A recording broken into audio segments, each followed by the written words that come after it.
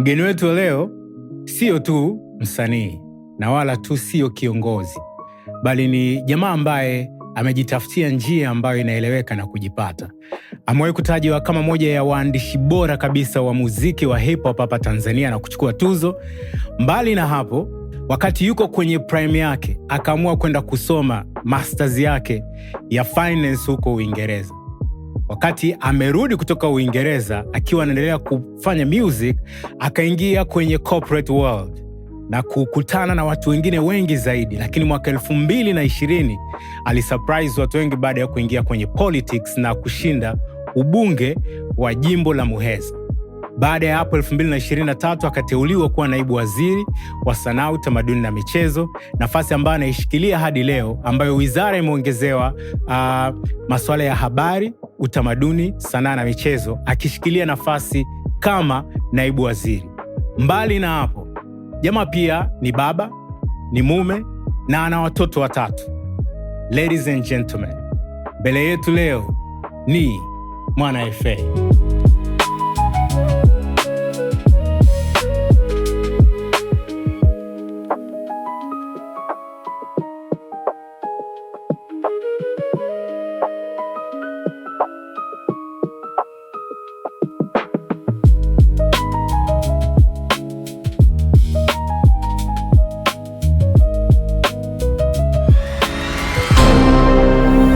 Dazen Selection.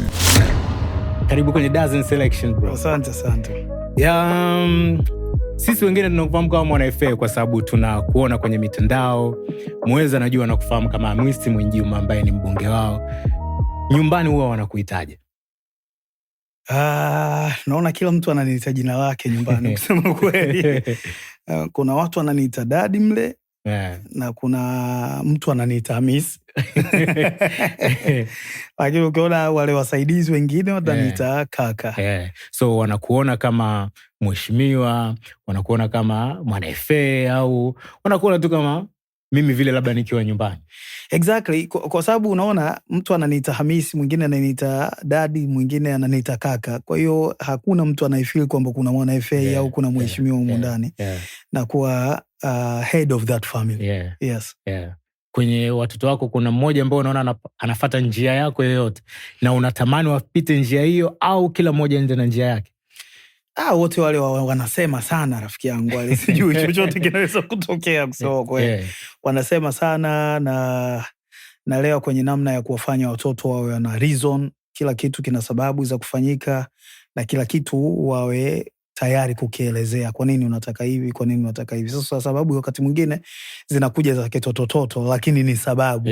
Na hicho ndo kitu pekee ambacho nakitaka. Kwa hivyo watafika mahali watajichagulia njia zao, lakini mimi nalea kwenye misingi ambayo inawafanya wawe confident kuiface dunia hata kama siku babao hayupo. Very true. Kuna wakati ambao umeshawahi kuulizwa swali lolote na mtoto wako ambalo baadaye lilikuwa ni funzo kwako?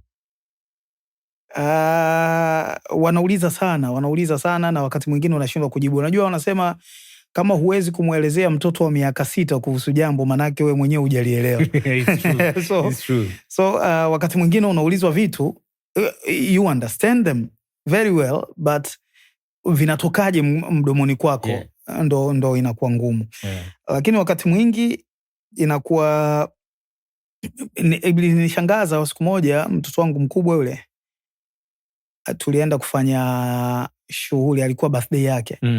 Tukaenda kufanya sherehe ya birthday shuleni kwake. Na baada ya kunipasua sana, nilikuwa staki, kwa sababu wakifika wananilisha keki na staki kula keki.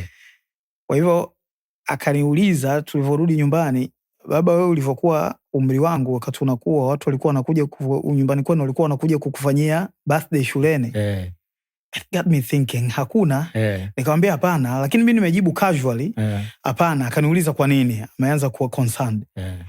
Nikamwambia kwanza asikumbuki, hata kama kuna mtu alikuwa anakumbuka kuhusu birthday yangu, mimi mwenyewe nilikuwa nafikiri na kutana nayo ishapita, nimesoma zangu vijijini huko. Lakini it wasn't a big deal. back in the day. Kwa hivyo kila mtu shuleni hafanyiwi birthday. Analengolongo na machozi, anataka kulia kabisa kwamba kuanzia sasa tutakuwa tunahakikisha kila mwaka tunakufanyia birthday. Sasa got me thinking jinsi ambavyo maisha yamebadilika sana. Namna ambavyo mimi nilikuwa nimekuwa na wao wanavyokuwa ni tofauti. Tumetengenezwa kutoka kwenye vitambaa tofauti sana. Ambapo inamaanisha sasa opportunities zinaongezeka, lakini we have to be very careful kwenye namna tunavyo raise, kwa sababu vitu vingine vidogo wanakuwa sensitive navyo. Sio watu chuma kama tulivyokuwa wakati sisi tunakuwa.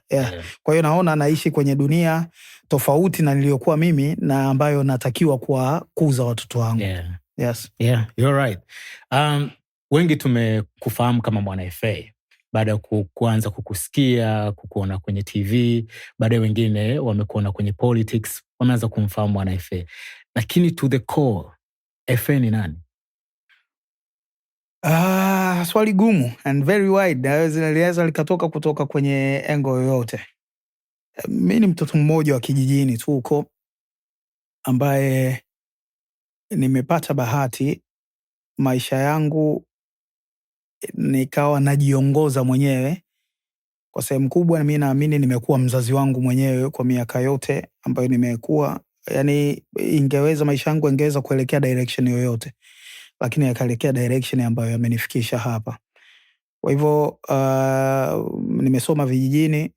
Kwanza nimesoma kila mahali. Mimi shule ya msingi nimesoma Mdote. Shule ya msingi. Ile nasema nimeenda shule bila viatu na nimetoa funza kama buku. Sikuwa hesabu, sijui kama wamefika buku kweli. Lakini kwenda shule bila viatu, nimeenda shule bila viatu. Na haikuwa kitu cha ajabu back then. Shule ni kwetu mtu kuja bila viatu. Na washangaa tu watu wanaona kama huyu kamba huyu. Ilikuwa kitu cha kawaida. Lakini nimesoma kule, nikasoma shule za serikali, nimesoma IFM, nimesoma Coventry. Kwa hiyo unaweza kuona huyu ametoka kijijini, amepanda, amefanya kila kitu mpaka amesoma na Uingereza juu. Na naamini maisha yangu yanatakiwa kuwa inspiration, yanatakiwa kuwa funzo kwamba uwezekano haujawahi kukosekana. Kila wakati kuna nafasi, kuna loophole ya kuhakikisha unafanikiwa. Kwa hiyo kuna mengi ya kusema in between katika hiyo safari yote. Lakini kitu pekee kinachoonekana hapa ni kwamba uwezekano upo. Yes. Ukiangalia mchoro wote wa maisha yako toka umeanza paka hapa ulipo sasa hivi, ukiangalia nyuma, unaona kwamba hii ndio picha ambayo ulitamani iwe kwenye maisha yako?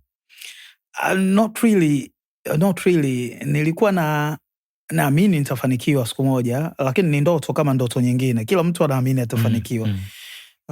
Na ukienda Muheza kule, kitu nilichokuwa nakwambia kwamba kule Muheza kuna watoto na matatizo mazingira kama ambayo nilikulia mimi.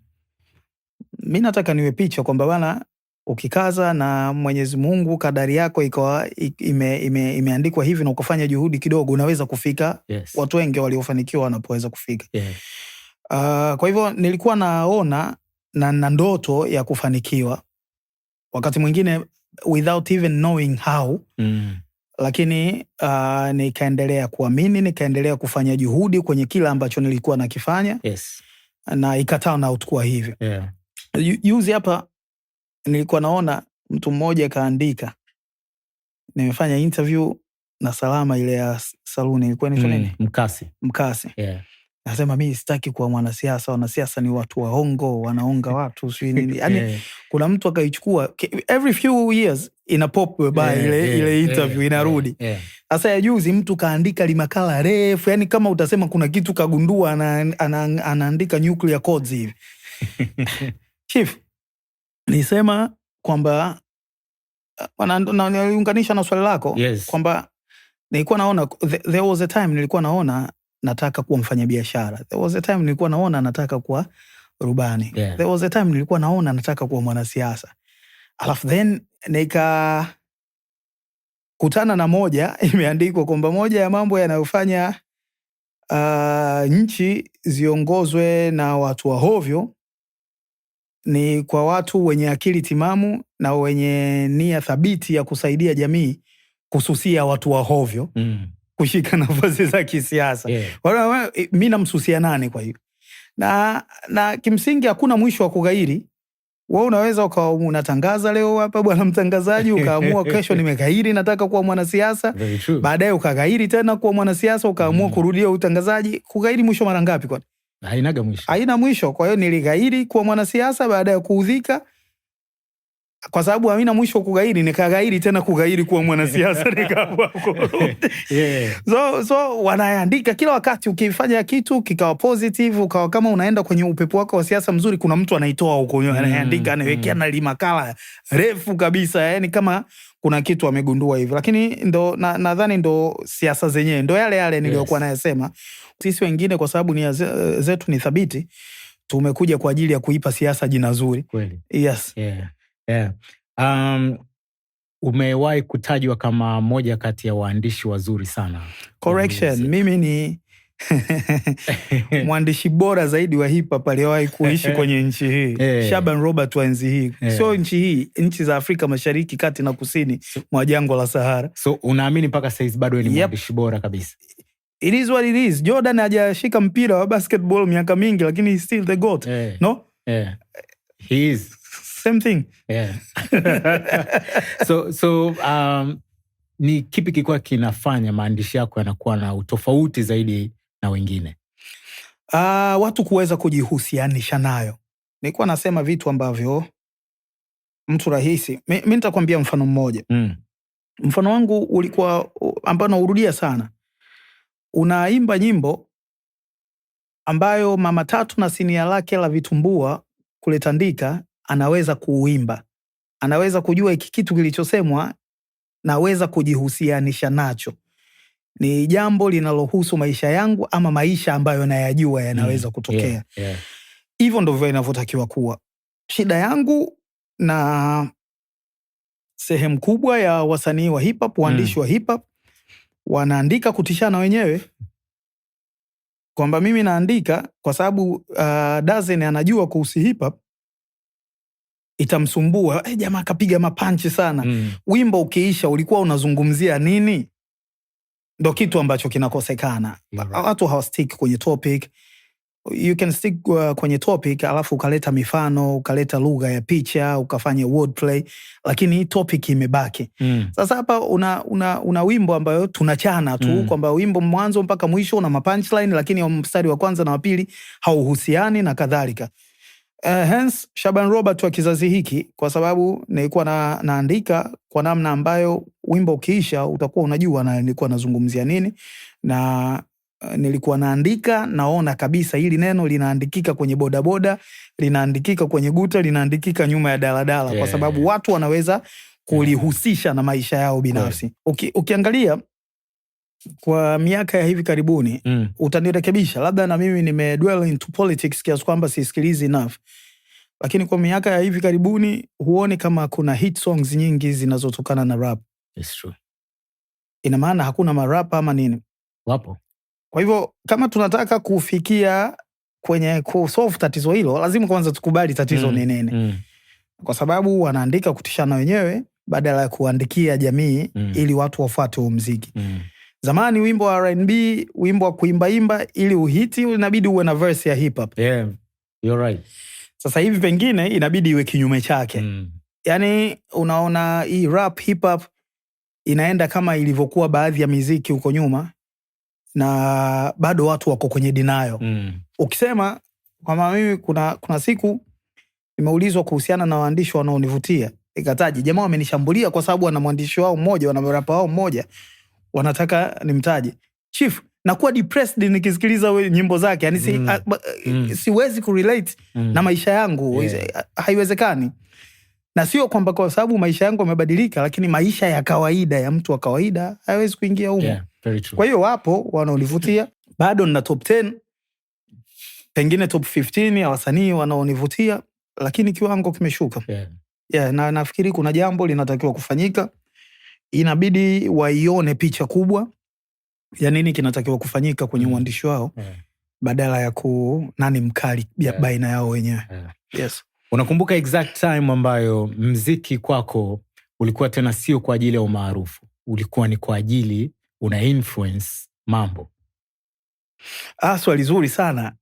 Kwanza mziki mimi ulianza kwa ajili ya umaarufu tu, kusema ukweli. Nilikuwa naona raha.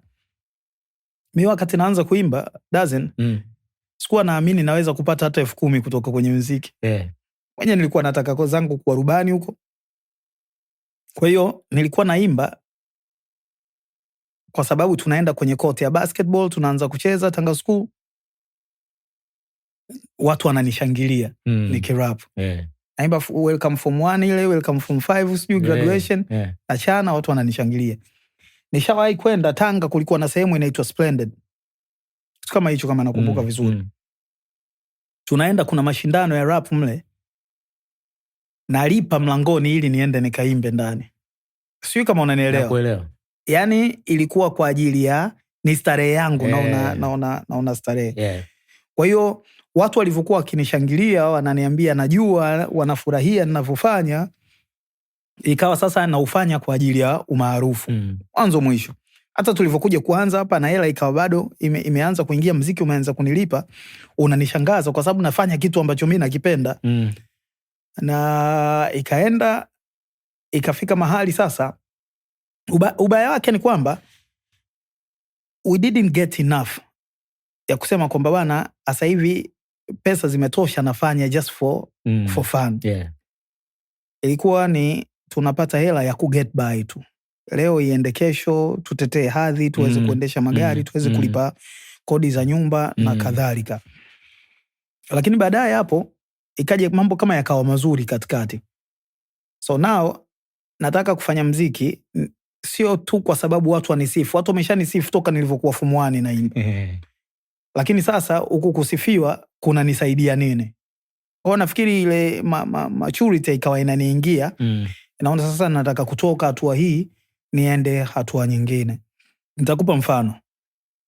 There was a time si tulikuwa na kesi na kampuni moja. Na si tulishinda mwisho wa siku, na tukalipwa about $1 million. Na watu wengi wakizungumzia ile kesi mpaka leo wanaamini hii $1 million ndo ilikuwa ushindi wenyewe. For me haikuwa hiyo. Ushindi wa kesi ile ulikuwa mambo mawili. Kwanza, kuonyesha tu kwamba tuko nchi ambayo inaendeshwa kwa mujibu wa sheria. Kwamba mtu hata uwe mnyonge kiasi gani na unashindana na nani kwenye mahakama za nchi hii, kama una haki na unaweza kushinda. Hilo lilikuwa jambo la kwanza. Lakini la pili lilikuwa kuset president, weka kumbukumbu sahihi kwamba kazi za wasanii hazitakiwi kuchezewa tena. Na ningefurahi kama tungefika mahali watu wote ambao wanazungumzia kesi ile wangekuwa wanayaona mambo haya. Hasa hili la pili kwa wasanii. Wakati si tunaendelea na ile kesi, tulipata mikwamo mara kadhaa. Story ndefu. Lakini mkwamo tuliopata, naomba muda wako nielezee ili uipate. Tulienda kwenye kushtaki, yani ni kesi ya hakimiliki. Kwa mujibu wa sheria ilivyokuwa, kesi ya yote hakimiliki nchi hii inatakiwa kuamuliwa kwenye mahakama ya mwanzo huko, mahakama za wilaya huko. Lakini kwa mujibu wa sheria, mahakama ya mwanzo huko ya wilaya ina kiwango cha fedha ambazo inaweza kuzitoa kama fidia ya madai mnayopeleka. Ni shilingi 200, milioni 200 ama 250, ama mali isiyohamishika yenye thamani isiyozidi milioni 300. Kwa hiyo ukiwa na shauri lolote unalitaka, inabidi uende mahakama kuu ambayo haina kipimo cha thamani inayoweza kulipa. Sasa sisi tukawa tunadai kesi yetu ina bilioni 4. Kwa mujibu wa sheria ya hakimiliki inatakiwa kesi za hakimiliki zikaamuliwa kwenye mahakama ya mwanzo kule, ambayo yenyewe haiwezi kutoa zaidi ya milioni 200. Sisi tunadai bilioni 4 ambayo kimsingi haiwezi kwenda kuamuliwa kwenye mahakama kuu. Kwa hiyo hii kesi ilikuwa haina mahali pa kuiweka. Kwa hiyo sisi tukaenda tukafungua kesi mahakama kuu. Jamaa wakaja wakatuwekea wapingamizi ya kwamba kesi hii haitakiwi kuamuliwa huku kwa mujibu wa sheria kesi ya hakimiliki inatakiwa kwenda kwenye mahakama ya chini kule. Ilivyorudishwa hao jamaa wakaja tukaenda tukafungua vile vile tunataka bilioni 4. Hao jamaa huku wakaja wakaweka pingamizi kwamba hii kesi inadai fedha nyingi kuliko uwezo wa mahakama hii, kwa hiyo haitakiwi kuamuliwa hapa. Sasa sisi tukaja na ile hukumu ya mahakama kuu kwamba bwana, sisi tulienda mahakama kuu, tulikuwa tunajua kwamba hii kesi haiwezi kuamuliwa hapa kwa sababu ya kiwango cha fedha, lakini ni kesi ya kimiliki na mahakama kuu imetupa ruhusa ya kuja kusikiliza hii kesi hapa. Hii mahakama ya chini huku ikatupa kwa sababu ilikuwa na ruhusa ya mahakama kuu. Wanazo terms za kisheria. Jamaa wakakata rufaa tena mahakama kuu kuonyesha kwamba kesi imeenda toka mwaka 2011 mpaka 2018. So mchezo. 7 straight years man. Kwa karudi mahakama kuu wanapinga hukumu iliyoamuliwa kwenye mahakama ya chini. Wakati hukumu ya kwanza ya mahakama kuu ndio ilielekeza watu waende kwenye mahakama ya chini kule. Kwa hiyo long story short kwamba baada ya sisi kulipwa mwaka 2019 ilibidi sheria ya hakimiliki ibadilishwe ipelekwe ya kwamba inaweza kusikilizwa kwenye mahakama yoyote ambayo ina uwezo wa kulipa fidia inayodaiwa. Sijui kama umeelewa. Nimeelewa. Lengo langu hapa nalotaka kusema ni kwamba kabla sijaingia bungeni tuliweza kutingisha sheria ya nchi ikabadilika ili kuaccommodate kesi za aina ambayo sisi tulikuwa tumezipeleka. Nice. I never knew that. Picha ambayo nataka uipate ni kwamba hizi ndio sababu hasa za watu kwenda mahakamani kwa mfano. Hizi ndio sababu hasa za kumbukumbu ambazo tunataka kuziacha. Hizi ndio precedents ambazo tunataka kuziweka. Kwamba hii nchi inaendeshwa kwa mujibu wa sheria, na juu ya hayo ni kwamba uwezekano wa kila mtu kupata haki yake upo, haijalishi haki yako imepokwa na nani. Kwa hivyo ningependa kila mtu alione hilo na apate funzo kwenye jambo hili, lakini wawe na imani na vyombo vyetu vya sheria, mahakama zetu. Lakini kubwa, hatufanyi tu siku moja si wote tutaondoka kwenye uso wa dunia hii. Hatufanyi tu kukumbuka kwamba ukiwaachia watoto wako majumba na magari, it's just wanaweza hata wakayapoteza. Lakini historia inakukumbuka kama nani. Yani ulifanya kitu gani kuiacha dunia mahali bora wakati unapoondoka kuliko wakati ulipoingia. Yes, that's the case. Congratulations. Shukran. Umetupa kitu kingine exclusive ambapo sijawahi kukisikia sehemu yoyote. Hongera sana. Wakati huo uko kwenye your prime FA na umeanza kushika hela, kwa sababu mwanzoni ulikuwa unaufanya mziki tu kwa sababu ulikuwa unataka umaarufu, lakini bado ukaanza kupata hela. Kilicho surprise watu wengi, ukaamua kwenda kusoma tena nje ya nchi, kwenda kuchukua masters ya finance. Ni kitu gani ambacho ulikiona ukaona huu mziki peke yake hauwezi kunitosha, inabidi ni ongeze elimu yangu? Moja, kwanza nilikuwa napenda kusoma, nilikuwa naamini ninao uwezo na nikawa naamini nilipoishia kishule hapajanitosha, bado nina uwezo wa kuingia darasani. Hivi ninavyokuambia nataka kuanza kufanya PhD, unajua. Okay. Lakini kubwa ni kwamba nilikuwa nataka nisome, nataka niweke backup. Nilikuwa najua mziki ni swala la muda, pengine una mambo yake. Yani unaweza ukakukataa tu. Tushaona historia, kuna wanamziki wazuri walikuwa namba 1 kwenye nchi wameshindwa na mziki umewatupa.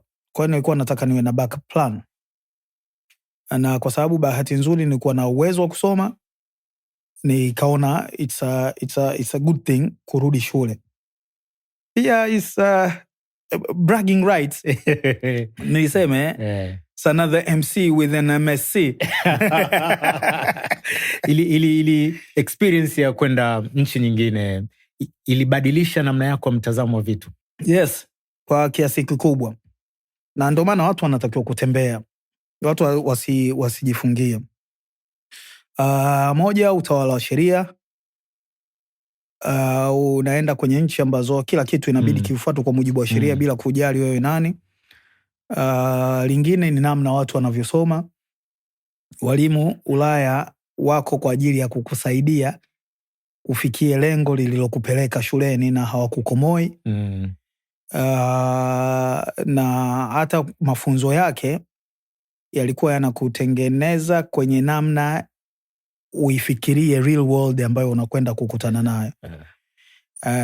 Sisi tulikuwa kwa mfano kwenye financial analysis and decision making, unapata financial reports za makampuni kama GM Motors za miaka 10, alafu mnazianalyze kuona kampuni inaelekea wapi na mnatahiniwa kwa mtindo huo. Okay. Pengine hata jamaa walitengeneza utaratibu wa kuona namna ambavyo wanaweza kuzitumia tathmini zenu kupata maoteo ya nini kinakuja kutokea kwenye kampuni zao mbeleni.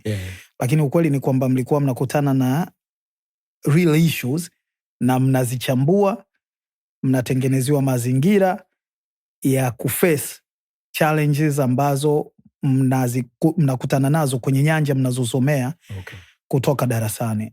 Yes. Kwa hivyo experience ilikuwa inatusaidia, experience na namna ninavyoiangalia dunia ilikuwa inatusaidia, inakuandaa zaidi kwenda kuiface dunia kuliko ile ya kufundishana, kukremishana na kutishana kwenye mitihani, huyu amefaulu, huyu amefeli, na ni kama kuna nyakati kuna walimu wanajifunia kuwakamata watu. Yes. Very true. Kuna watu ambao walidoubt hiyo move ambayo ulikuwa yani ulivyoambia kwamba naenda chuo sasa wakati uko kwenye music on your prime. Kuna watu labda walikuwa na wasiwasi na hiyo move ambao wanataka kwenda nayo, ama ili kupush wewe zaidi? Nadhani wasiwasi ulikuwepo, ulikuwa unauona machoni, lakini hamna mtu aliyokuwa anaweza kufunua mdomo. Kwa unajua kwa nchi zetu na aina ya watu wanaotuzunguka, ukisema unarudi shule hamna mtu anaweza kukupinga. Labda kuna baadhi ya familia ambazo zimejiweza sana, labda wanafanya biashara na nini, shule kwao sio issue. Lakini kutoka kwenye familia zetu ukiendelea kusoma inaonekana kama unajipanulia wigo wa uwezekano wa kufanikiwa. Very true. Yes. Ukarudi ukaingia kwenye ulimwengu wa corporate, ukafanya kazi NBC. Ulimwengu ambao uliingia wa corporate na ulimwengu wa music ambao ulikuwepo, ulikupa tofauti gani? Sijui, nilikuwa na bahati. Ndio ile tu universe ikiwa umeipata njia yako, yenyewe inakuwa ina conspire kukuunga mkono. Mimi immediate boss wangu NBC alikuwa mama mmoja anaitwa Grace Mwaijande. Mkumbuka vizuri ule mama wa Kinyakyusa ule. Alikuwa ananiunga mkono kupitiliza. Yani ikifika Ijumaa, mara nyingi sinaenda kwenye show, labda naenda mkoani nini. Ikifika Ijumaa nikitoka msikitini nikarudi kazini, ananiuliza, "Leo wewe usafiri?" Sasa unaweza kuona bosi wa hivyo. Lakini kukawa na mtu mmoja ndo alikuwa head wa hiyo department yetu nzima. Alikuwa anaitwa Lawrence Mafuru, ni marehemu sasa hivi. Rest in peace. Sasa Mafuru alikuwa bosi wangu benki. Kuna siku akaniita, mama Mwaijanda akaniambia, "Mafuru anakuita ofisini kwake." Big deal kuitwa na Mafuru. Kumi nikaenda. Kufika akaniambia, bwana nimekuita. Kuna siku nilienda pale New World Cinema, kulikuwa na show ya nini, sijui Professor Jay akaja kuperform, wewe ukaja naye. Na mkaja mkaimba wote, kaondoka. Kuna mtu akaniambia, "Unajua huyu yuko chini yako benki, anafanya kazi benki." Nikamwambia, "Hapana, haiwezekani." Sasa kila siku nafikiria kukuita niongee na wewe na tingwa. Leo nimetoka nje ya ofisi, wakati narudi wimbo wako mpigwa redioni. Kwa hiyo nikamwambia dereva wangu, tukifika kazini unikumbushe nimuite, nataka kuongea naye. Kweli amenikumbusha hapa. Kwa hiyo nimemwambia bosi wako akuite. Sasa mimi nimekuita, nataka nikwambie jambo moja. Nchi zetu ndizo ambazo ziko nyuma sana kwa maendeleo. Lakini watu wanafanya kazi moja, wanaenda kulala. Watu wanalala sana kuliko nchi zilizoendelea sana. Ukienda nchi kama Marekani, ukienda kama nchi kama Uingereza, watu wanafanya kazi 2, 3, 4, wakati maisha yako bora kuliko maisha yetu yalivyo hapa. Sasa mimi nimekuita, unafanya kazi benki, unafanya kazi yako ya mziki. Hakikisha tuaziingiliane. Na ukiweza, kama unaweza kupata kazi nyingine ukaifanya na isiingilie kazi yangu ya benki na isiingilie kazi yako ya mziki, usiache kuifanya. Una wazo la biashara, njoo tujadiliane, uone namna ninavyoweza kukusaidia uanze kufanya pia. lakini nimekuita kwa sababu nataka kukutia moyo. Watu wanatakiwa kuwaza kama unavyowaza wewe. Nice. Sasa ilikuwa tofauti. Wakati mimi naingia ofisini kwake nilijua jamaa anaenda kunimind kwa nini mimi naimba, labda anachafua image ya department yake. Lakini nimetoka nikiwa nimepata moyo kweli kweli kwamba bana, hichi ninachofanya sikosei popote na ni jambo ambalo linatakiwa kufanyika. Sasa nachojaribu kukwambia ni kutokana na swali lako. Mimi nilipata bahati nikaungwa mkono. Wengine pengine ndoto zinaishia katikati kwa sababu tu immediate boss anaamua kufrustrate hiyo ndoto kwa kuona kwamba bana, wewe utapoteza concentration wa kazi anayotakiwa kuisimamia. Pengine they are right, wana haki ya kuwa na wasiwasi, lakini ningefikiri tulitakiwa kuwa na mioyo ya kuungana mkono, kutiana moyo na kusimamiana. Kazi isiharibike, lakini watu wafanye zaidi ya wanavyofanya. Yes. Swali langu lilikuwa linafuata na hisi majibu yake huko undani, lakini nitaliuliza pia. Uliwahi kuhisi huko kwenye ulimwengu mbili tofauti? Yani huku ni corporate world, huku ni ulimwengu wa entertainment. Sana, mara nyingi. Pale benki NBC, Ijumaa tulikuwa tuna uwezo wa kuvaa t-shirt. Nilikuwa naisubiri kwa hamu sana. Kwamba leo nitawaonyesha. Leo napiga t-shirt yangu ya benki, hadi navaa kichekibobu kama rapa kabisa na rapa nini, yani proper chief. Lakini sasa unalazimika uvae tai, uvae suruali ya kitambaa na vitu vya namna hiyo, kwanza kwenye mavazi, lakini hata namna ya kuact. Naenda uwezi kuwapa hapa watu 5 tu benki pale, ndio. Na hata wateja, watu wengine wanakuja hawako reasonable sana, lakini inabidi uwe calm kwa sababu mteja ni mfalme na wewe inabidi uende nayo hivyo hivyo. Kila mtu ana behave na wewe inabidi ubehave. Kwa hiyo unajicamouflage, lakini kwa namna ambayo pengine inakutatiza na sio maisha yako ya kawaida. Yes. Corporate world ili kufundisha nini ambacho hukuwa umewahi kujifunza kutoka kwenye entertainment industry? Discipline. Huku kwenye entertainment industry you can get away with so many things.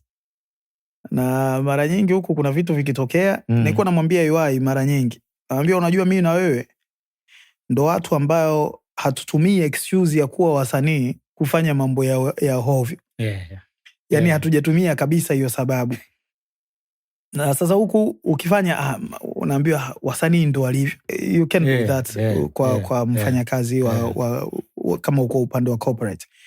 Na nilielewa kwa nini wazee wengine hata ambao wanajiweza, wafanya biashara wakubwa, wanaacha watoto wao waende wakaajiriwa kwenye corporate world kwanza kabla ya kurudi kuwakabidhi biashara, kwa sababu ya kupata ile essence ya uwajibikaji na kujifunza ile nidhamu ya namna ofisi zinavyotakiwa kuendeshwa. Kwa hivyo nidhamu ilikuwa jambo ambalo nakiri kwamba nilijifunza, kwa sababu kuna misingi inabidi uende nayo mwanzo mwisho. Hujawahi kuacha mziki kabisa? Yani upo kwenye damu. Kuna namna ambayo kuna time unahisi kwamba unakuita, yani unakuambia njoo Fe bana, tupige hata buzz kadhaa, tupeleke nyimbo kwenye radio? Me have been recording. Mimi nayo album nzima, yani nikiweka nyimbo 2 nyingine mpya album imekamilika. Kwa hiyo I've been recording. Na kosa tu time, yani nyimbo nazirekodi na kaa miaka 2, naamua ngoja nikarekodi nyimbo nyingine. Yani narekodi wimbo naona kabisa huu naweza kuwa hit, afu nakaa nao ndani na kosa time. Baadaye narekodi nyimbo nyingine, lakini nayo album nzima iko ndani, inaitwa One for the Road. Itakuwa your last album. One for the Road. So kuna namna ambayo politics imebadilisha pia uandishi wako, tofauti na kipindi ambapo ulikuwa bado hujaingia kwenye masuala ya siasa? Yes, inabidi ujilinde vitu vingi ambavyo unajua. Sifa za mtaani, zile street credibilities ambazo rap anaweza kuzisema, huwezi kuzisema kama mwanasiasa. Mathalan, unajua, kwa mfano, marapa wanajihusisha sana na cartels, organized crime na vitu vya namna hiyo. Kwa mwanasiasa huwezi kusema vitu hivyo. Niamini, nikisema kitu kwenye mziki sasa hivi na kikazungumzia jinsi nilivyo na mahela mengi, ama kikizungumzia jinsi ambavyo nafuga bunduki nyingi na naweza kuzitumia na kadhalika, kuna siku kitanirudia tu kama mwanasiasa. Kwa hivyo unachagua zaidi vya kusema kuliko wakati ambapo sio mwanasiasa. Tutaendelea kukuona uko honest kwenye uandishi wako wa sasa hivi. I will always be honest. Haijalishi yani. Lazima nitasema ukweli. Kama kitu nahisi kitaniletea matatizo sitakisema kuliko kusema uongo. Hilo sitafanya. Yes. Ni kitu gani kilikutrigger papo ukasema naingia kwenye politics? Kwanza I've always wanted to be a politician. Ukiacha nyakati kadhaa ambazo nilikuwa na kereka wanasiasa wananikera, mara zote nimetaka kuwa mwanasiasa. Na sababu yangu ni naamini, unajua kuna vitu tunapaswa kuvifanya kwa mikono yetu kusaidia watu. Na mimi nilikuwa naamini, wewe umekuja Muheza. Mimi nilikuwa naamini, unajua mimi Muheza nilikuwa nakaa na bibi yangu. Yani ningeweza kukaa na baba yangu, sijui alikuwa wapi, ningeweza kukaa na mama yangu, alikuwa Dar na kadhalika. Lakini mimi naamini mimi niliachwa Muheza kwa makusudi mazima. Nijue niweze kusaidia watu wetu. Na nikaamini kwamba mtu yoyote, kwa mfano mtu amezaliwa zake huko Mhanya pale kijijini kwetu, akakulia pale, akasoma pale, akaoa, akapata watoto, akapata mpaka kwa wajukuu, hajatoka pale. Anayo excuse ya kwa nini hajasaidia watu wake. Amekuwa hapo tu. Hana namna nyingi. Sasa wewe uliotoka ukaenda zako Dar, ukaenda zako kusoma Uingereza, ukatembea dunia nzima hii, ukakusanya marafiki ambao wako influential na kadhalika, unawasaidiaje watu wako? Yani namna yako pekee ya kusaidia watu wako ni kuweka mabenga tu kwenye redio huku watu wakajamwa, ama maarufu wako, haya mahusiano yako na network uliyoitengeneza inafaa kuwasaidia hawa watu kwa namna nyingine? Kwa nini nilikuwa nasema ya kwamba naweza kuwa nasaidia watu, lakini nasaidia ndugu zangu tu maybe. Nataka nafasi, nataka title ya kuwa mwakilishi wa watu hawa, ili niweze kuwa na mandate na nijivike uwajibikaji wa kwamba natakiwa kuwasaidia. Na tumefanya mambo mengi katika miaka 5 hii, kusema kweli, kuliko wakati wowote mwingine. Wewe umefika Muheza, kama ambavyo nilikuwa nasema, Muheza ni kijijini na matatizo mengi kweli kweli. Kila kitu ambacho unakifanya Muheza kina count. Toa hela kwa ajili ya kuchangia kuchimba kisima ina count. Kuna watu walikuwa hawana maji, wanakunywa maji kutoka miferejini. Ukitoa hela kwa ajili ya kuchangia ujenzi wa darasa ina count. Kuna watoto walikuwa wanatembea kilomita 10 na kitu kwenda kufuata shule mbali. Ukihakikisha sijui umetoa hela kidogo ikasaidia kuchonga barabara sehemu ina count. Kuna watu walikuwa mvua ikinyesha huko.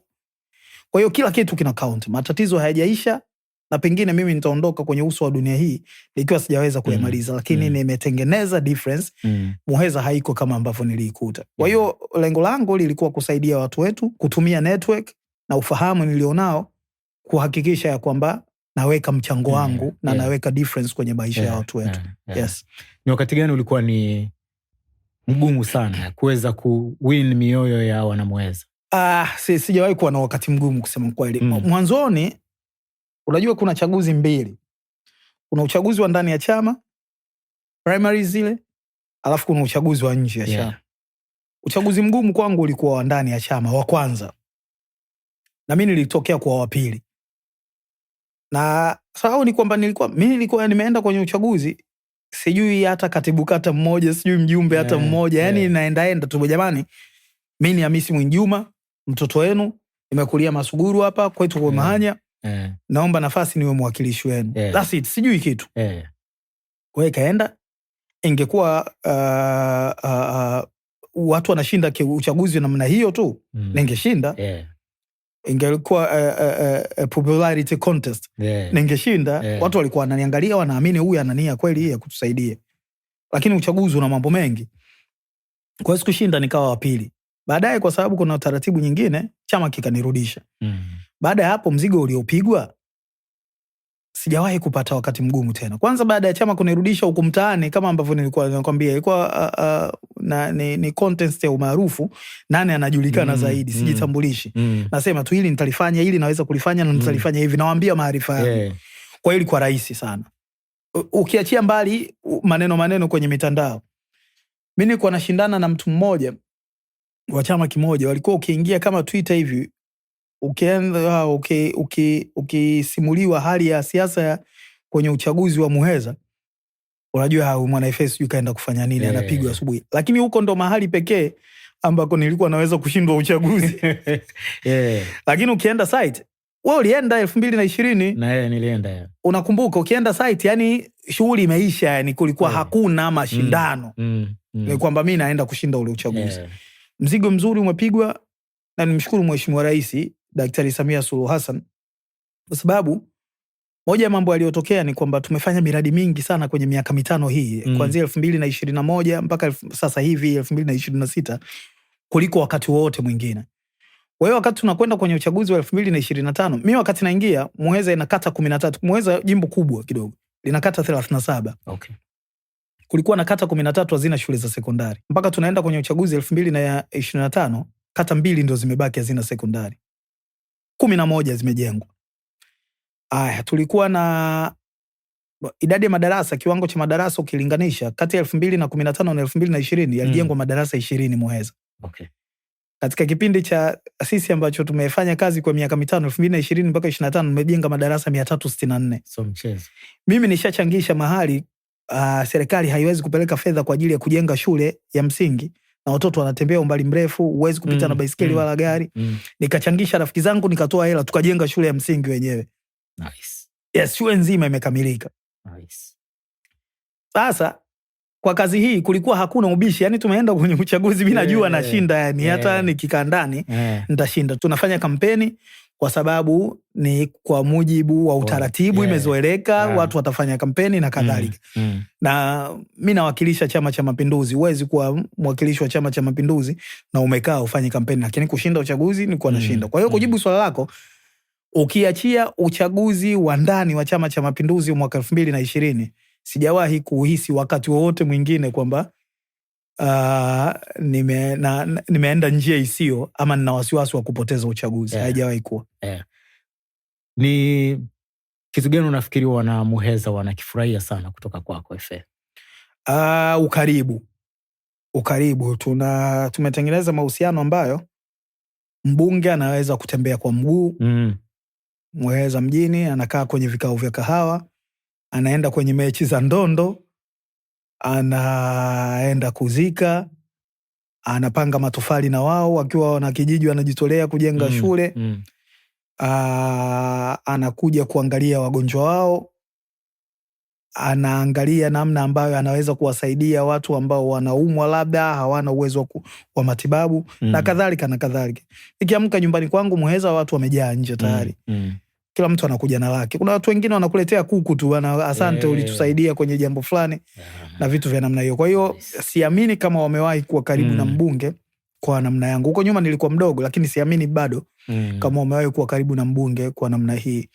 Na niwaahidi tu kwa kutumia fursa hii ya kwamba ukaribu huo pamoja na majukumu ya kitaifa nilionayo, ambayo na yenyewe anawapa sifa nzuri kwa sababu siwatii aibu, bado nimepanga kuongeza ukaribu nao na kuhakikisha yale yote ambayo yako ndani ya uwezo wangu tunayashughulikia. Yale ambayo hayako ndani ya uwezo wangu tutatumia maarifa yote kuhakikisha tunapata suluhu, lakini watakuwa na mbunge kama rafiki yao, kama ndugu yao, kama kijana wao.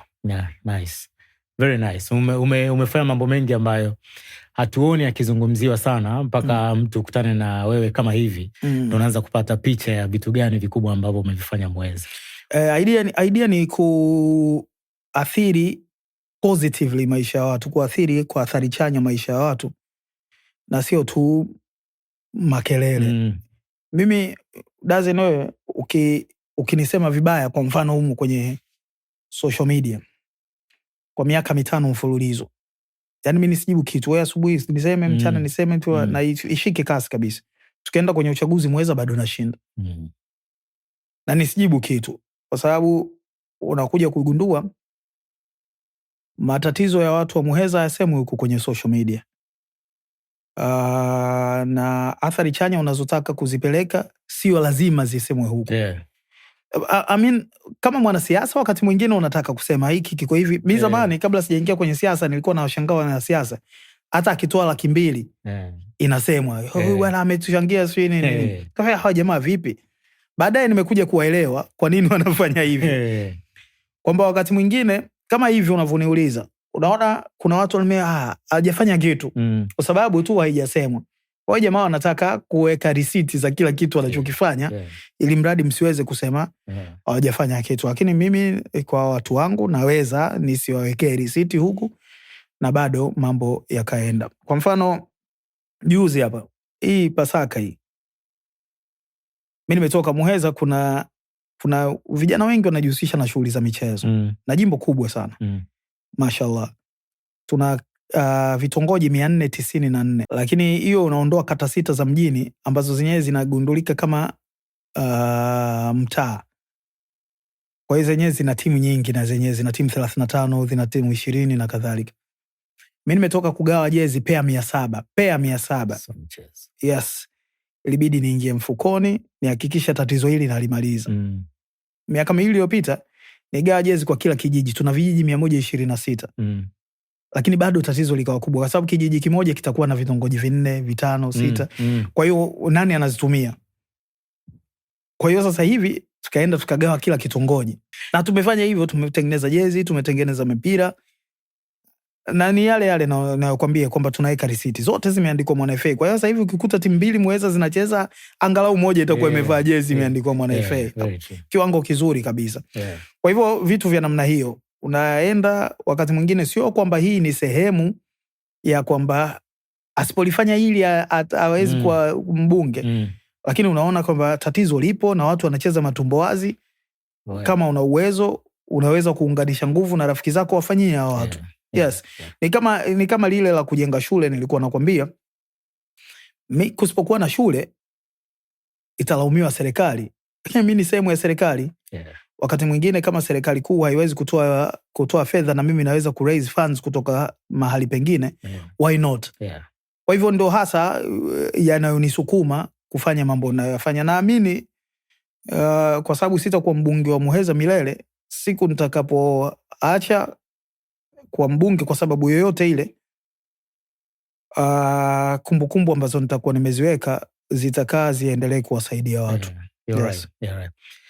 2023 ukateuliwa kuwa naibu waziri wa sanaa, utamaduni na michezo. That moment, wakati PDF limetoka, ulikuwa wapi na uliona hii inakuja? Not really. Nilikuwa kwenye boti natoka Zanzibar. Nilikuwa na mwanangu mmoja, Anuari, tumetoka Zanzibar. Tumetoka harusini, mambo ya kijamii.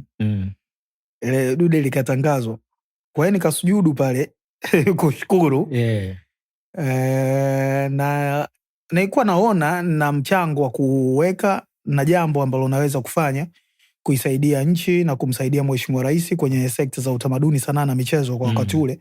Ilikuwa kabla haijaongezwa sekta ya habari.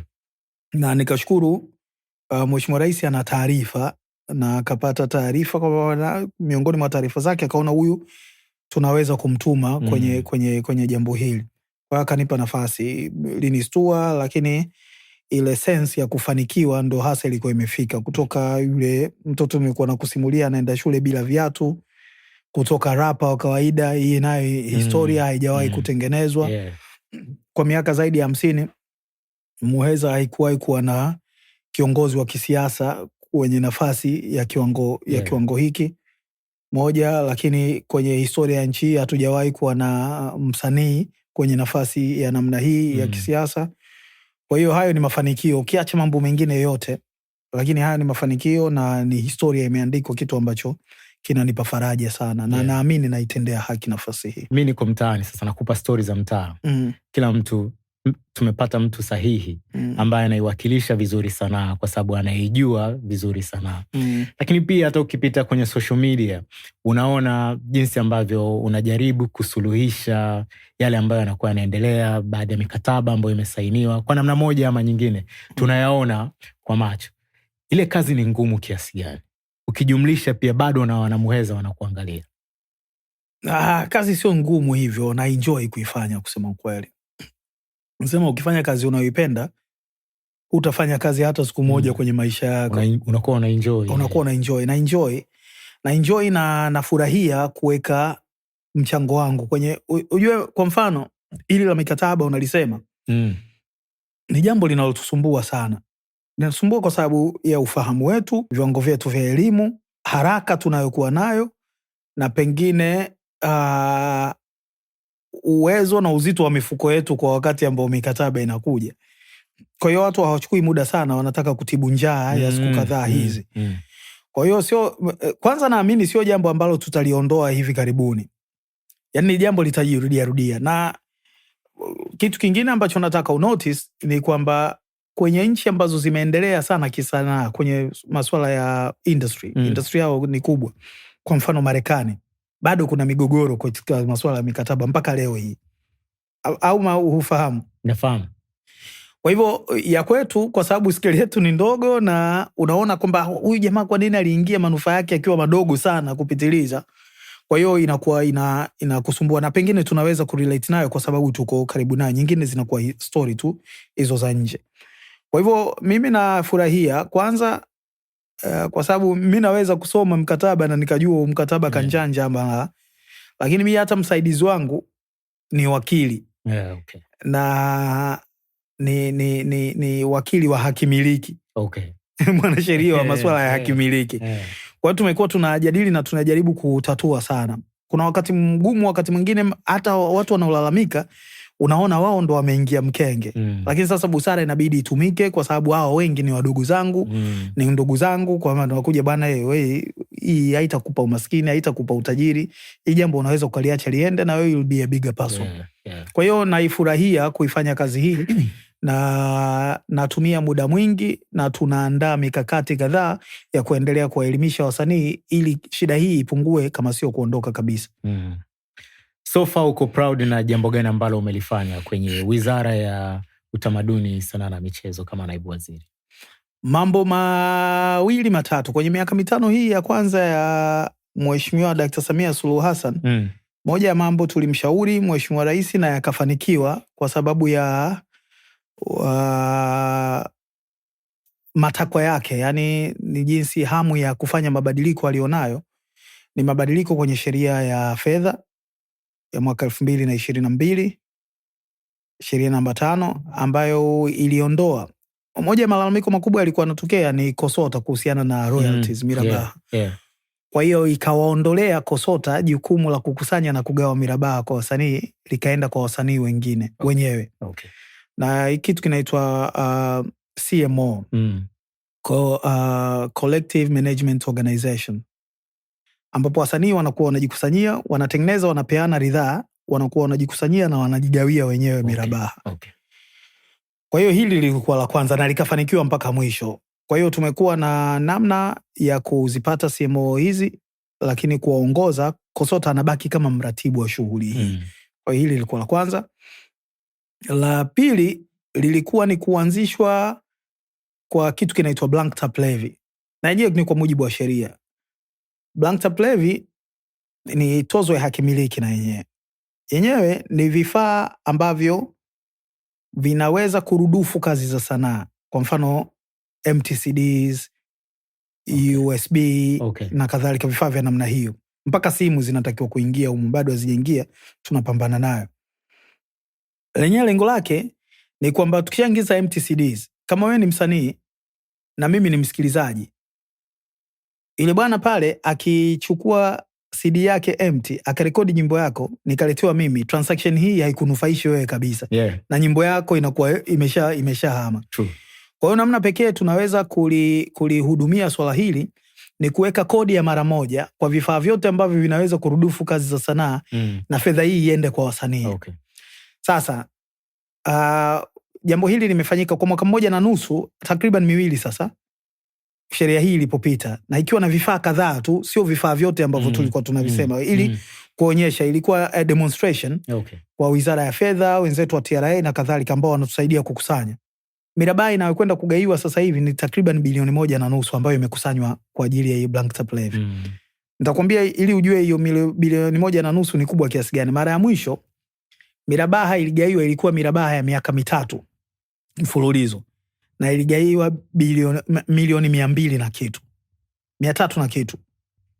Hii mwaka 1.5 tumekusanya bilioni 1.5 kwa ajili ya jambo hili, ukiachia mbali zile mirabaha mingine. Kwa hivyo 10% inaenda bado kwa mfuko wa utamaduni na sanaa, ambao bado unarudi kwa wasanii kukopesha miradi ya kisanaa. Lakini kuna 10% inaenda kwa ajili ya kodi, kuna 10% inaenda kwa ajili ya kufanya KOSOTA iendelee kufanya kazi zake, na kiwango kikubwa cha fedha kwenye makusanyo haya kinarudi kwa wasanii bado.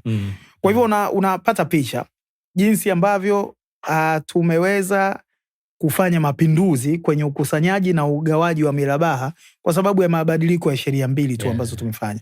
Kwa hivyo hivi ni vitu ambavyo najivunia sana. Tunayo mipango mingi mingine ya vitu ambavyo tunataka kuvifanya, lakini kama ambavyo unafahamu, kazi ya serikali sio kuchukua fedha na kuwagaia wasanii, kama ambavyo haiwezi kufanya hivyo kwa wananchi wote.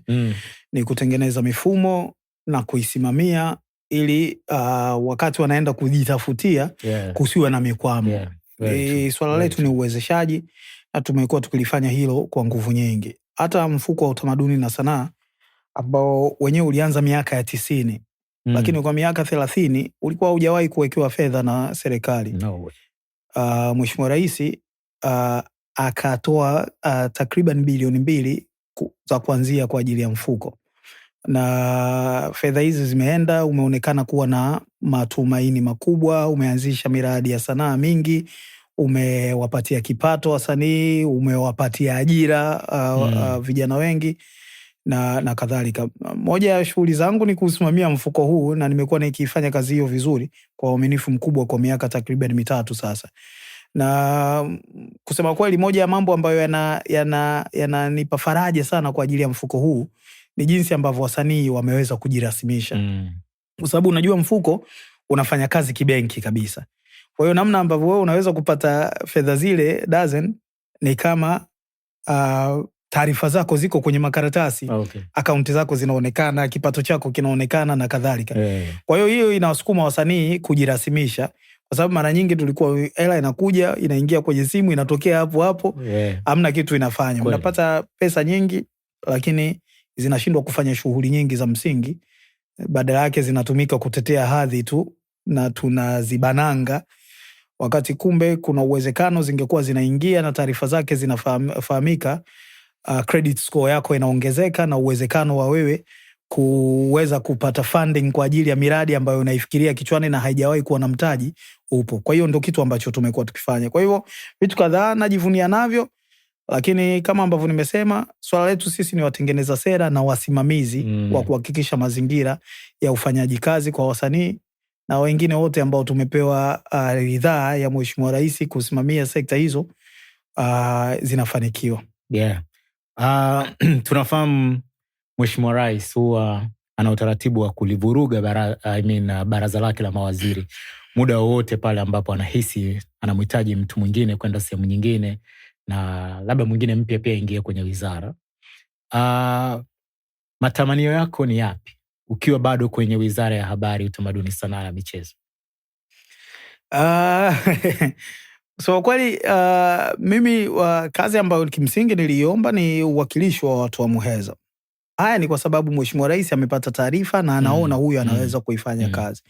Matamanio yangu ni kuendelea kumsaidia Mheshimiwa Rais popote atakapoona huyu sasa hivi anatakiwa afanye hapa.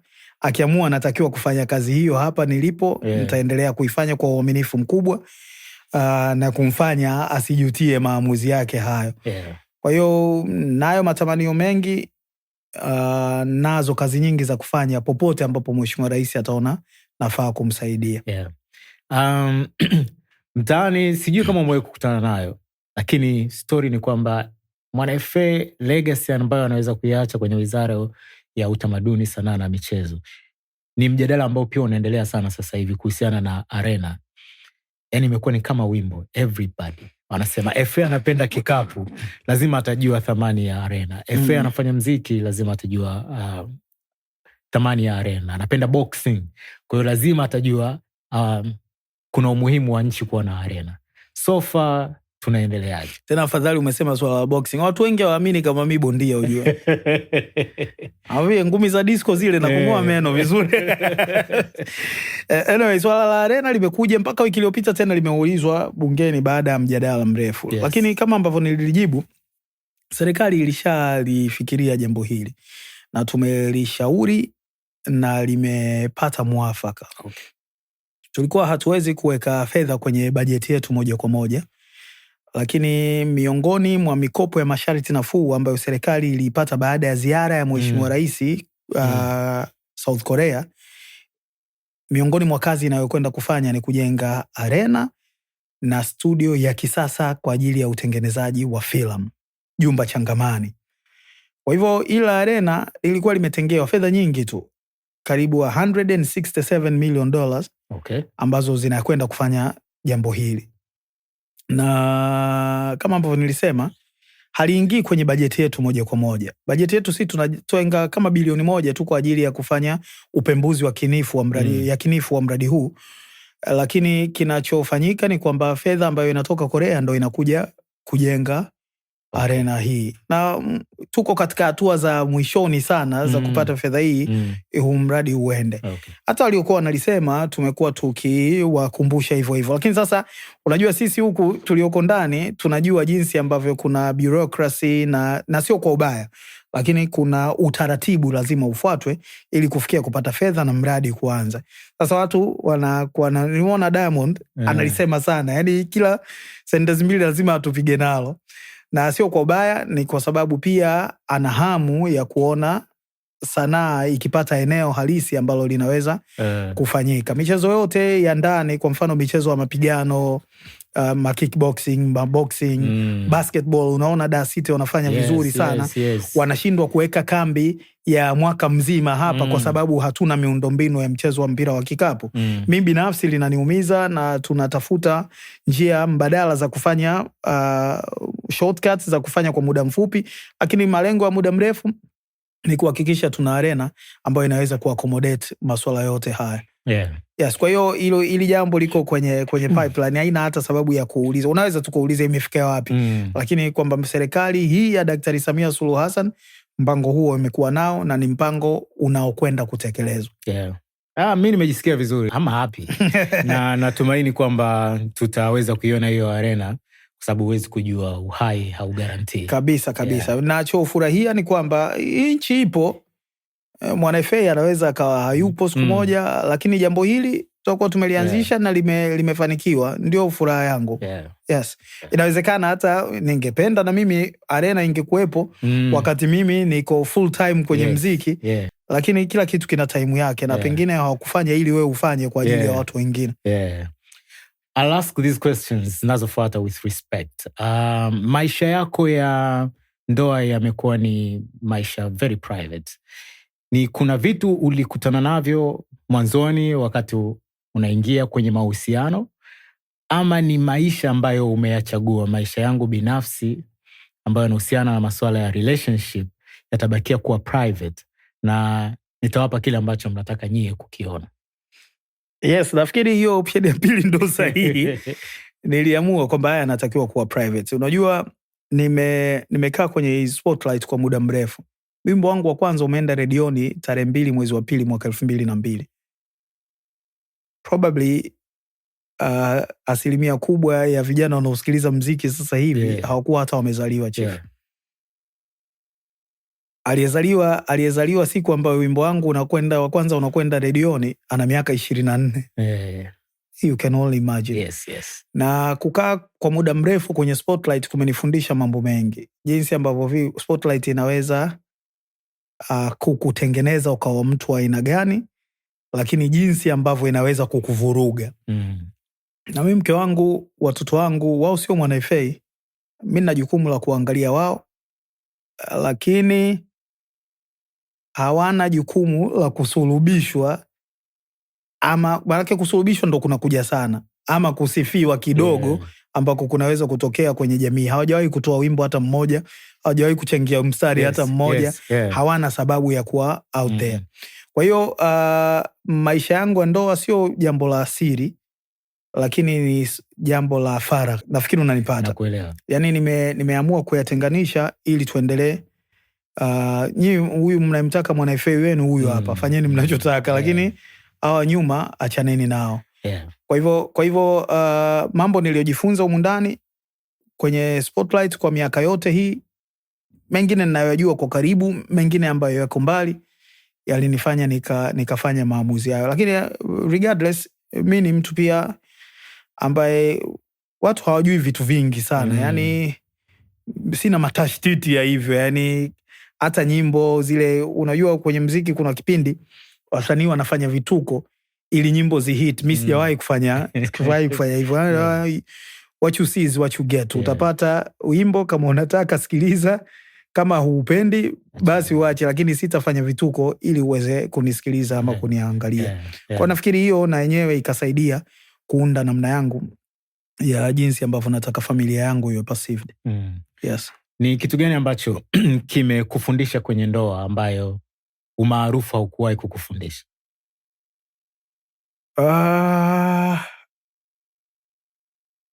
Kwanza kwenye ndoa au mbana, moja ya vitu ambavyo vinatakiwa kufahamika ni kwamba ndoa zinabaki kwa sababu kuna mtu kwenye ndoa ameamua kuwa mtu mzima. Yani ameiona picha kubwa. Nyinyi mkiwa watu wawili mnakaa miaka 10, 20, hakuna namna mtakuwa hamuwahi kukorofishana.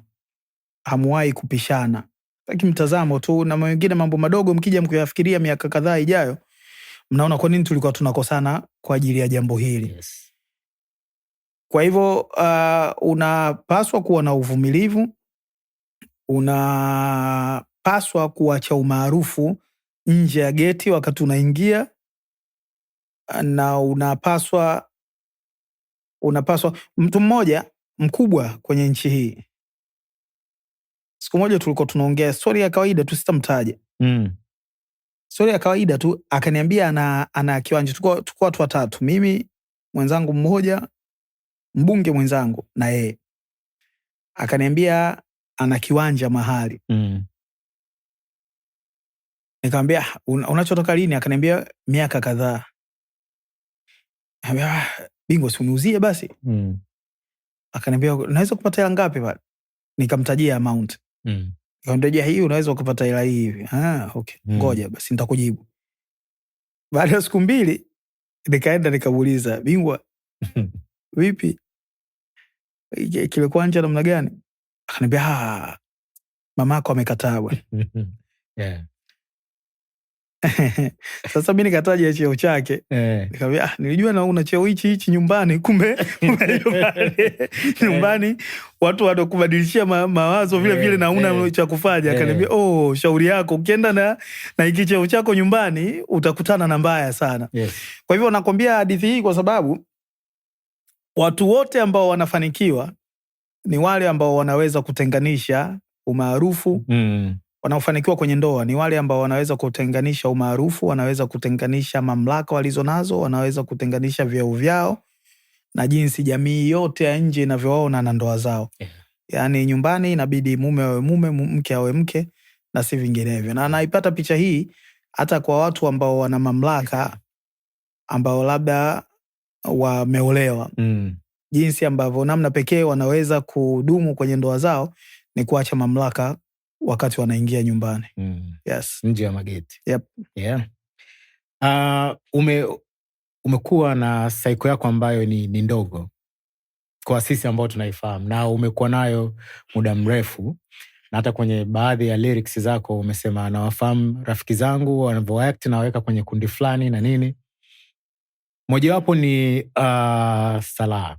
Salah amekuwa ni rafiki yako way back kabla hata haujaingia kwenye masuala ya politics. Hii saiko yako ndogo ya hawa marafiki zako wachache wamekushape vipi kwenye kukua kwako?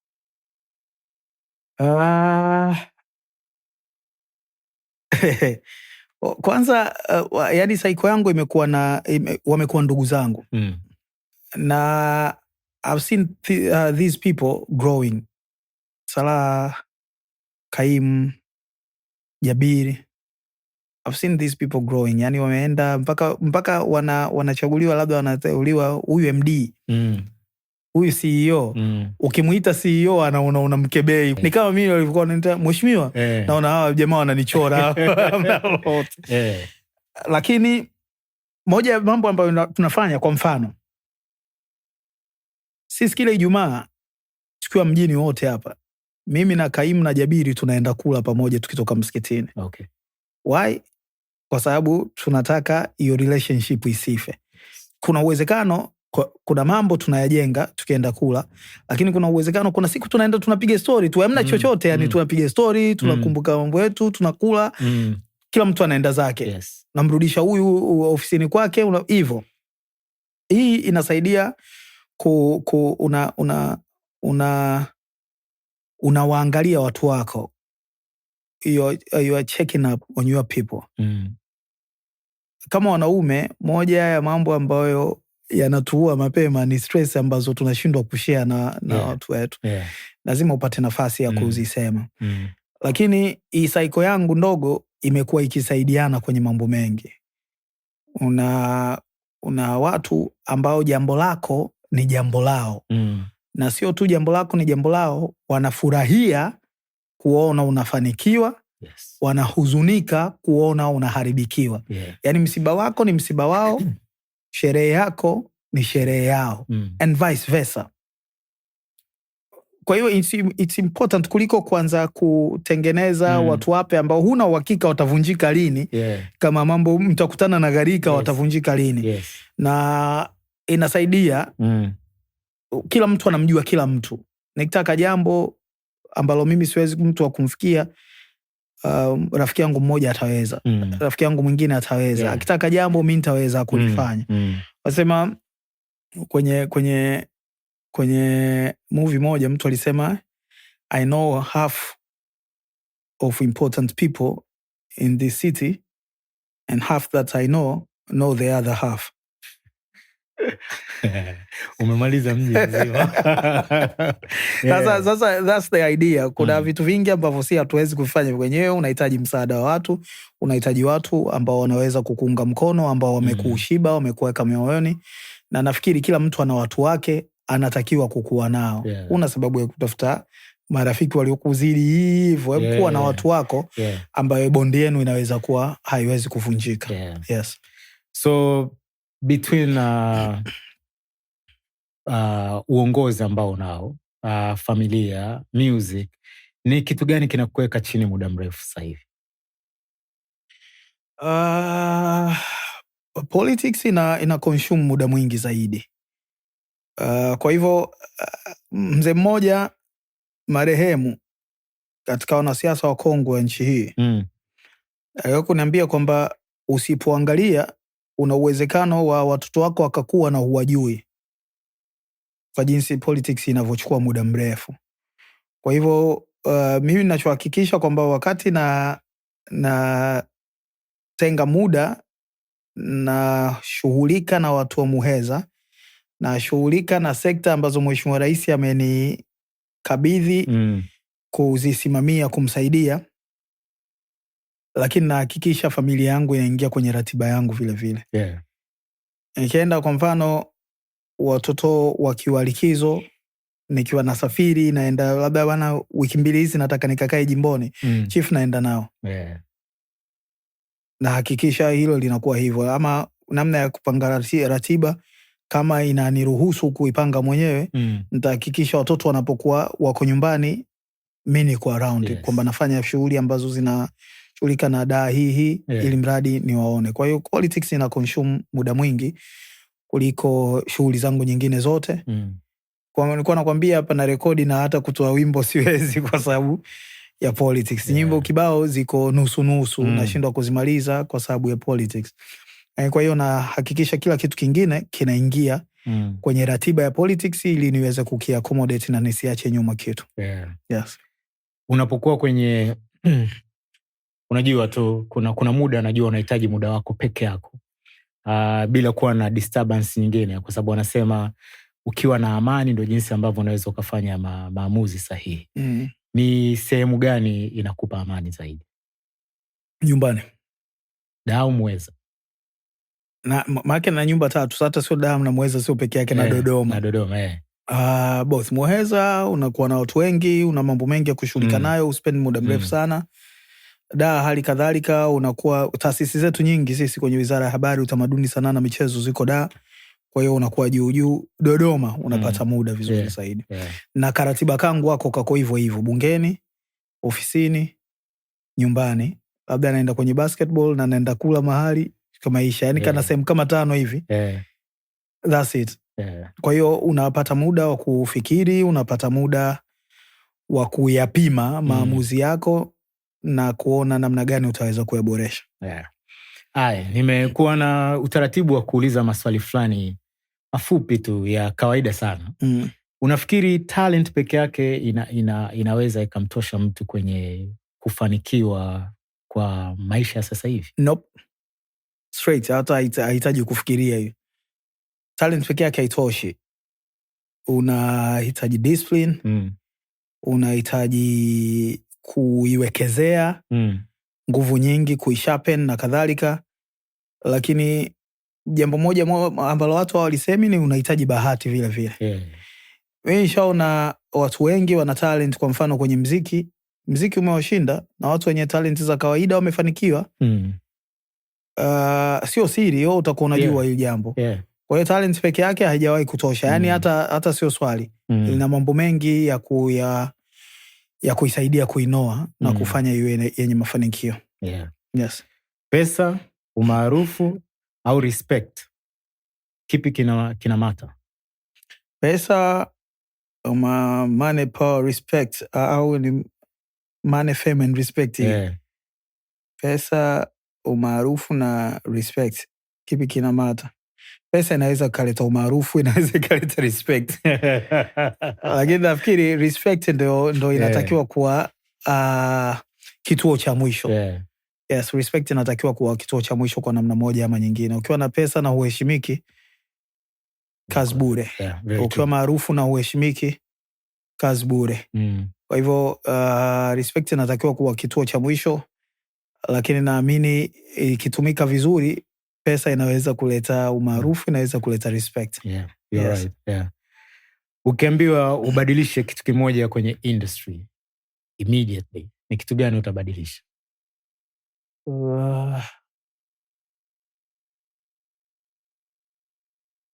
Kitu kimoja, industry inajibadilisha sana yenyewe. Lakini kitu kimoja ambacho natamani kibadilike, talijibu mwisho. Niachie hili. Okay. Kwenye position uliopo, sawa unaweza vipi kuwa ulizungumza pale mwanzo, lakini hatukwenda in details. Unaweza vipi kuwa disciplined na sehemu yenyewe na distractions nyingi? Ni kama kwenye mziki, kwa disciplined kuna mstari mwembamba sana kati ya anasa na kazi. Kwa maana ya kwamba si tunaenda kwenye concert, labda watu ambao sio wanamuziki wanakuja kustarehe kwenye tukio ni hilo. Si tunaenda kazini, watu wanakuja kustarehe. Ndio maana there is a very thin line ambayo inafanya wasanii hasa wa muziki wanaangukia kwenye ulevi wa kupindukia, pengine utumiaji wa madawa na kadhalika, kwa sababu ya mazingira ambayo wanafanyia kazi. Ni maeneo ambayo vitu hivi vinapatikana, ndo starehe yake. Ndo hasa maeneo yake ya kufanyia. Kwa hivyo nadhani ni kwanza kutojiacha ukadwell into hizo anasa na ukakumbuka kila mara uko kazini. Lakini pia kujikumbusha kila wakati kuhusiana na historia na mengi ambayo yametokea watu walipodwell kwenye anasa badala ya kuishia kwenye hii kazi. Kwa hiyo ni hivi kwenye hata kazi ambayo naifanya. Mimi nachoka, naona uzee unaingia. Kwa maana ya kwamba ni kazi yangu, najua ukinikuta kwenye concert saa 8 usiku ni kama umemkuta Chongolo ama Silinde saa 7 mchana yuko shamba. Si ndo kila mtu eneo lake la kazi. Lakini ingekuwa na dwell kwenye starehe, manake ingekuwa naenda kwenye kila event na kuhakikisha na enjoy to the fullest wakati nafanya kazi. Kwa hivyo hii discipline ni self-made kusema kweli. Kuna watu wanatengenezewa, lakini ukishafika umri fulani inabidi ujiangalie mwenyewe. Ni muhimu watu wakawa wanajikumbusha kuhusiana na mambo mengi ambayo yameshatokea kwa watu ambao hawakuwa disciplined kwenye maeneo hasa ambayo sisi tumekuwa tukifanyia kazi wakati wote. Haya, kwa sababu namaliza kwenye lile swali langu. Kitu kimoja ambacho ningetaka kukibadili ni professionalism. Kwa maana ya kwamba migogoro na matatizo mengi yanayotokea kwenye industry yanaletwa tu na watu kutofikiria sawa sawa kwa namna ambayo professionals wanatakiwa kuwaza. Mikataba inatakiwa kupitiwa na wanasheria mathalan, kabla ya watu hawajaingia. Mambo mengi ambayo wanafanywa wana sanaa wanakuwa reckless kidogo, kama ambavyo nilisema awali, wanasamehewa, they get away with so many things kwa sababu ya umaarufu na kufahamika hawa ni watu wa kundi fulani. Lakini kama ningeweza kubadilisha kitu, wangekuwa wanafanya kila kitu kiwe na sababu na professionalism ikaongezeka. Hence funding kwenye sanaa ikaongezeka. Kama ingekuwa amri yangu, ningeendelea kuwekeza kuvutia uwekezaji kutoka kwa corporations, kuhakikisha wasanii wanakutana na real money, na wanaishi majina, umaarufu na vipato vyao vinakuwa vitu ambavyo vinalingana. Tuanze na swala la mdundo wa taifa. Mdundo wa taifa, mimi binafsi nilikuwa na wasiwasi nalo jambo hili mwanzoni. Kwa sababu unajua, kwa mfano tukisema mziki wa Nigeria hawakuwahi kukaa wakatengeneza kamati wakakubaliana kwamba huu ni mziki wa Nigeria hapo tuende nao duniani. Ni kwamba umepigwa sana ukaenda. Na ukiangalia uko all over. Yani kuna midundo kwenye mziki wa Nigeria imekaa kama mchiriku, kuna midundo imekaa kama taarabu, yani it's all over. Na jambo lililonitia moyo ni kwamba hatukuwa tunatengeneza mdundo wa aina fulani. Kilichofanyika ni kwamba tulifanya tathmini, vikakusanywa vionjo vya mziki kutoka kwenye makabila yote na vikatengenezwa takriban 400 na vikawekwa kwenye producers kit, kwamba wewe tengeneza mdundo wako, unataka kutengeneza singeli yako lakini sample kutoka humu, unataka kutengeneza hip hop lakini sample kutoka humu, unataka kutengeneza R&B, ili mradi ifahamike. Wasiwasi wangu na nilikuwa na pambana na mapana, nikamwambia hizi producers kit sample 400 sio mchezo. Yani mpaka tujipate pengine inaweza kuwa generations. Lakini kuna vile vionjo ambavyo vinafahamika mara zote, marimba sijui aina fulani ya magitaa, aina fulani ya nini wanapuliza zile na kadhalika, vingeweza kutumika. Sasa niliwauliza juzi hapa, bala mmefikia wapi? Wakaniambia wanafanya jitihada za mwisho za kuhakikisha kinapelekwa sasa kwa watengeneza mziki, ili kuhakikisha wanafanyika kinaanza kutumika. Na ukiniuliza mimi, nafikiri kwa hapa na lengo hasa liliokuwa limewekwa kwa ajili ya jambo hili linaenda kufanikiwa. Sina hakika sasa producers wetu watafanya kama ambavyo tunatarajia, kwa sababu at the end of the day huwezi kumlazimisha Hamibi au Estukizi agonge vinanda kwa jinsi unavyotaka wewe viwe, isipokuwa kwa kuhifadhi vionjo vya muziki wa Kitanzania. Zoezi hili limefanikiwa, ambapo nafikiri lilikuwa lengo la pili. Kwanza vitumike, lakini kuvihifadhi just in case tutataka kuvitumia na vitambulike kama vionjo vya muziki wa Kitanzania. Nice. Swala la arena? Arena inajengwa Kawe, tuna ekari 10 na kitu pale ambazo zinaenda kufanya shughuli hii. Si unajua nikisema Kawe unajua ni wapi? Kwa hiyo inaenda kutengenezwa Kawe, na sina hakika muda wa mkataba utakuwa miaka 2-3 kitu kama hicho, lakini utakapoanza tutakuwa katika nafasi ya kusema arena inatakiwa kwa mujibu wa mkataba kuisha lini kama kutakuwa hakuna extensions.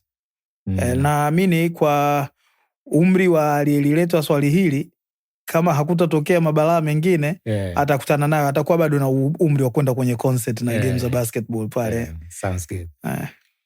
Ulitoa listi ya ngoma zako bora mwaka 2025. Yes. Kama unakumbuka. Vipi, unayo album bora umewahi kuisikiliza mwaka 2025 au sasa hivi mwaka 2026?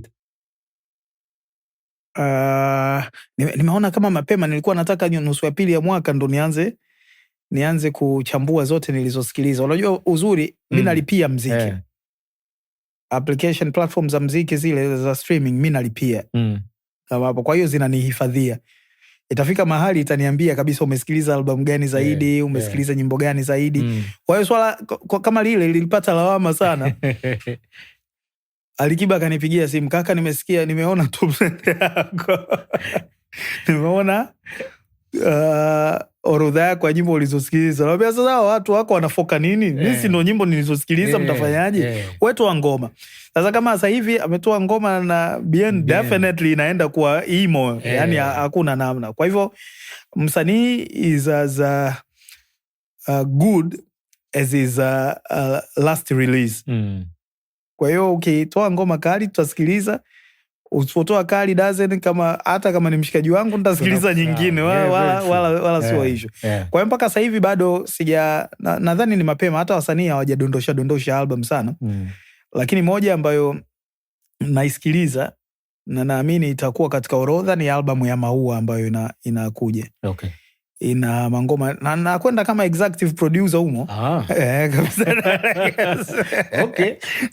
Naelekezea, lakini ametengeneza mziki ambao mimi nilikuwa nataka kusikia. Ni Maua yule wa ile ambayo yule Maua tuliyomtoa Moshi ule. Nice. Una as executive producer, album ita drop lini? Wouldn't say. Bado wewe utakutana nayo tu. Ikifika muda wa matangazo tutasema. Okay. Wakati bosi wako kipindi kile ni Mheshimiwa Palamagamba, aliwahi kusema mziki wa Singeli sasa hivi tutautumia kama mziki wa Tanzania. Lakini serikali ina mpango gani wa kuweza kuitambulisha Singeli nje ya mipaka? Moja lilikuwa kuhakikisha tunasafisha. Ukisikiliza quality ya muziki wa Singeli, wewe umekaa redioni na umesikiliza muziki sana. Moja ya mambo ambayo yalikuwa natukaza ni quality ya muziki. Yaani kuna mahali ya upigiki. Kwa hiyo mimi binafsi nimeshatoa fedha mfukoni kwangu kuhakikisha tunasafisha nyimbo, zinafanywa mixing na mastering, zinakuwa katika kiwango cha kutosha. Okay. Alafu tufanye utaratibu. BASATA wanazo program kadhaa za kuhakikisha wana promote. Moja ya majukumu yao ni kupromote muziki wa Kitanzania. Na sijui kama umenotice, wasanii wa Singeli ukiacha our cream yetu, wasanii wa Singeli ndo wanaongoza kwa kupiga show nje ya nchi. Na kwenye matamasha makubwa sana. Na mziki wao una bang kweli kweli kwenye matamasha hayo. Kwa hiyo kwanza wazo hili lilikuja kwa sababu hiyo. Hakuna nchi yoyote duniani ambayo inaweza kujinasibisha na Singeli isipokuwa sisi.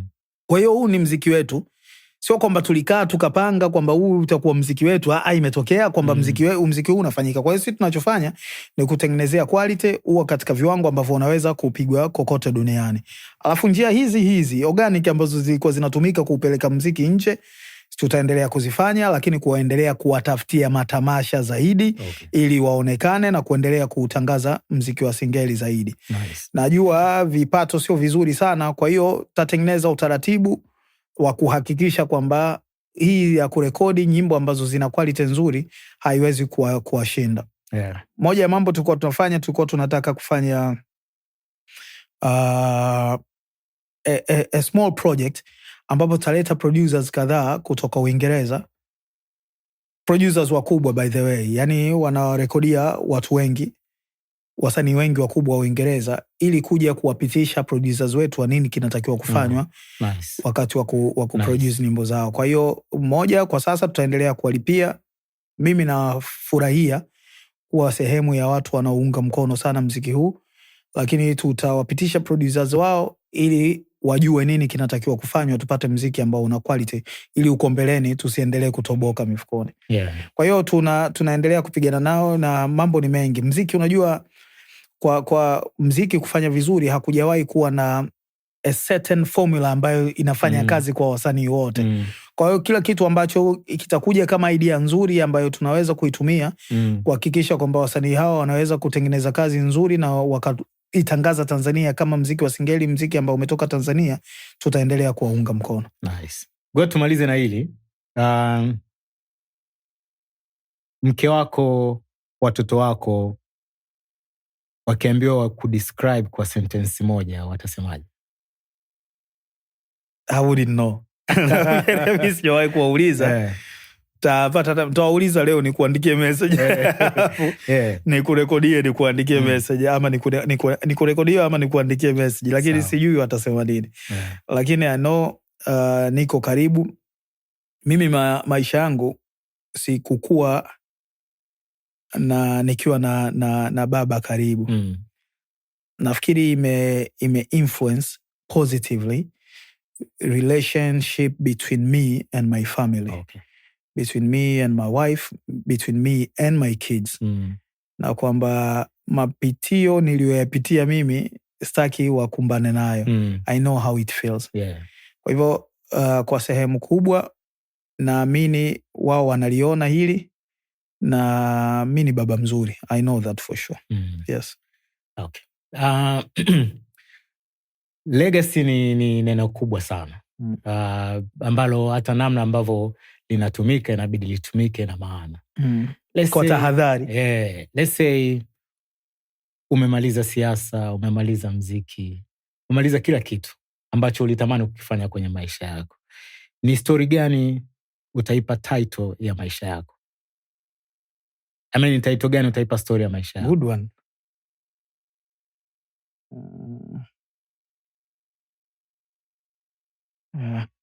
Yani unajua ni good one kwa sababu naifikiria na mimi ni mzuri kweli kutengeneza majina ya vitu, hasa nyimbo. Kakaangu Kasiri alikuwa anaandika nyimbo alafu mimi ndo namtengenezea majina, lakini hii sijawahi kuifikiri. Yani kama unaniuliza tunatengeneza kitabu sasa hivi tunakihitaji.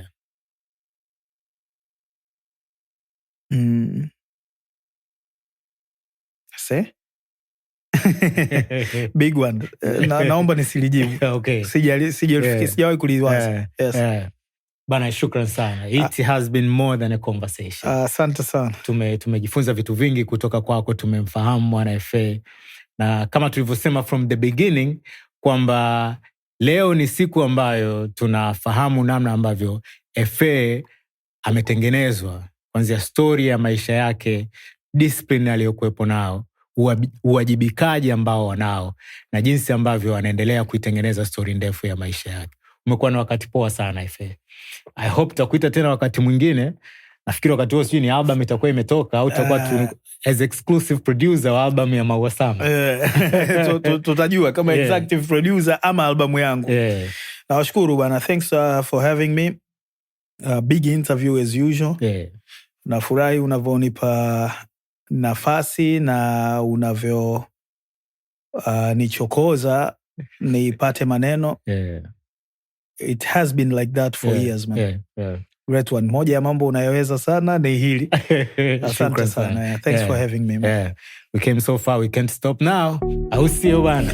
Yes, asante. We didn't get here just to get here. Exactly.